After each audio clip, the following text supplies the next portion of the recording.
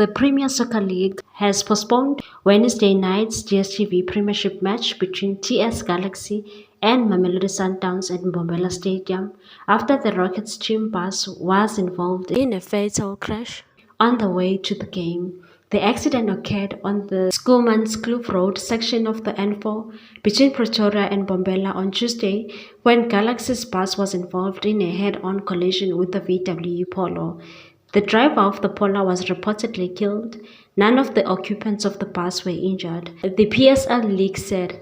The PSL confirms postponement of the Premiership fixture between TS Galaxy and Mamelodi Sundowns, scheduled for Wednesday evening at Mbombela Stadium.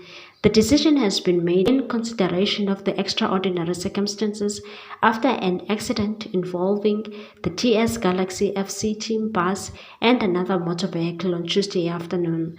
The PSL extends its understanding and support to TS Galaxy FC during the challenging period. We acknowledge the effect of this decision on all stakeholders and apologize for inconvenience caused. Details regarding this rescheduled fixture will be communicated. Please like, comment, share, and subscribe for more sports news.